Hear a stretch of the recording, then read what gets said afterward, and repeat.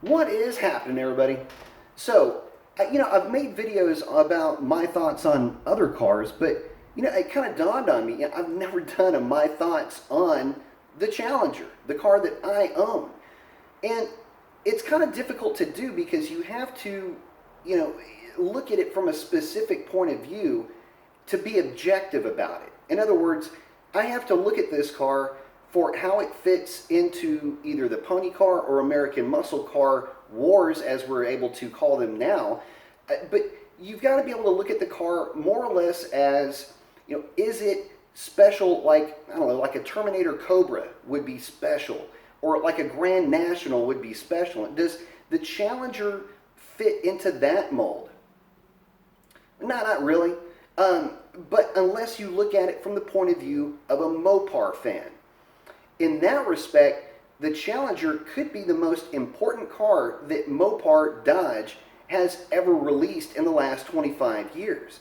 See, you have to look at this from a historical point of view. For roughly 25 years, Dodge just did not have a player for the pony car wars, or American muscle car wars, however you want to look at it. When the Challenger was released in 2008, Mopar guy basically saw this and embraced it with open arms, regardless of its flaws, because this was an opportunity for Mopar fan to actually start to relive or to finally live the promise and the dreams and the legend that Mopar once carried so long ago. But it goes a little deeper than that. You see, when the Challenger was released, it was released at a time where the Mustang really wasn't all that impressive in terms of performance. Yeah, there was the GT500, but that doesn't really matter in this conversation. I mean, we're talking about kind of a garden variety pony car here. There wasn't a Camaro, and there wouldn't be a Camaro for another couple of years. So when the Challenger was released, it hit the market at almost the perfect time. You had a full generation of old Mopar fans that now had a vehicle that could literally take them back, so to speak, and newer, younger Mopar fans who were really only looking to the past for that kind of a spark that they could more or less relate to, or compare, say, their Mustang that they're working on, compare that to an older muscle car. Well, now they had something of their own. And as the Challenger progressed through time, it being 2017 now, the cool thing about the Challenger is it's more or less remained unchanged for the last, better part of a decade at this point. Yeah, there's been some engine upgrades, some transmission upgrades, but the overwhelming sense of the car is that whether you have a 2008 SRT8 or a 2016 or 2017, insert whichever SRT powered Challenger you want, you've got a solid performing car, one that will run deep into the 12s, if not 11s, depending on state of tune, what tire you're running or what have you. You've basically got a car, though, that will literally turn the same times that the legendary cars of the mid to late 60s were turning. And you get it in a package that looks like an iconic Mopar from the past. That's huge. And so because of that, the Challenger holds an incredibly special place in Mopar enthusiasts' hearts. The other neat thing about the Challenger is that you kind of have to look at it from this point of view too. You realize that the Challenger, at this point, the modern Challenger has been out for almost twice as long as the car that it emulates.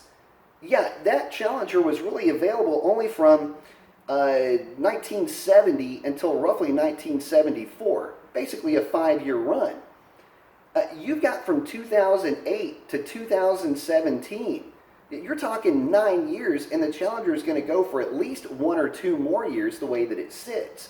So you're able to enjoy this car more or less unchanged for that long. The car really shouldn't exist, is really the point that I'm getting to. And it's a real credit to Mopar to keep making the car the way that it has. You almost get the sense that they're making up for lost time, which to me, it's kind of a special thing. Leaving the car with a big engine, It's still available with a manual transmission. Uh, the best horsepower in its class, most torque in its class for whatever years that you're comparing. It's uniquely Mopar in that approach as well. So in all of those ways, yes, it is a special car, but the car is not necessarily without its flaws. I mean, they're nitpicky, but yeah, there's a couple of things that annoy me. One small thing that annoys me about the car is, although it is big, the interior layout is not quite efficient. And it's one of those little annoying things, like, I don't know, the car's got a folding back seat. But if you're in a normal driving position in the car, you can't fold the seat down. The headrest is not removable, and so the headrest hits the back of the seat. You can't fold it all the way flat, so it's kind of a waste. But that aside from some build quality issues that you're going to get with any mass-produced car, that's about the most that I can really complain about the Challenger. Yeah, except for one thing. So when the Challenger was released, it was based on the LX platform. And that's the platform that gave us the 300C, the Magnum, the Charger. They all share basically the same platform. And that platform has been around for a while, and it had been around for quite a bit of time before the Challenger was released. Well, when you look at the pricing of the Challenger, you kind of, I don't know, it's a little bit insulting. I mean, yeah, it's not only the most expensive of the group when you're talking about the 392 cars, but it's a little bit too expensive for what you get. You almost get the sense that Mopar is kind of fleecing the Mopar loyal here. But you know what? Mopar fans probably don't mind spending the money. You can tell by the fact that these things sell pretty much like hotcakes. So, yeah, I guess if you're a Mopar fan and you've got one of these cars, yeah, you've paid a premium to have the Mopar name, but you're not really getting premium anything for the dollars that you're spending. But that's a bit subjective. And I guess really the bottom line to this is the Challenger is still with us. And really history will only be able to, or history is the best judge of whether or not a car will be, iconic or special or viewed in whatever light it's going to be viewed. And although it's difficult for me to make an argument that the Challenger is special in the way that some of the 1 or 2 year run cars have been, it's special because it is uniquely Mopar. Big engine, big horsepower, big torque, and a big car. And there's just simply no competition for it in the marketplace. So when you look at it from that point of view, as a Mopar guy myself, I look at the Challenger and I'm just happy that it's here with us. Because in a couple of years when it's gone, it will mark the end of an era. It will mark the end of big cubic inch, naturally aspirated, making really good horsepower combinations in big cars. That's just the way that the times are going. And although the Camaro will still probably soldier on with the LS platform, that'll be the only push rod, hot rod that you'll be able to get your hands on.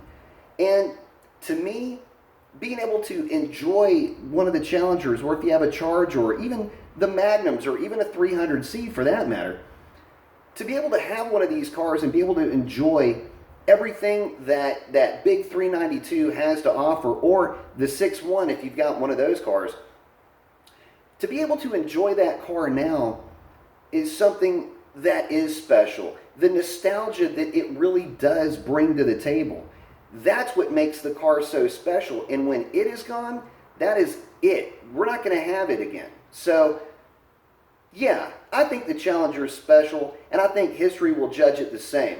But I want to get your thoughts. What do you guys think about the Challengers? Is it a special car? And do you think that you would ever see another car like the Challenger in the future once it's gone? Post up your comments. Let me know what you think. Adios.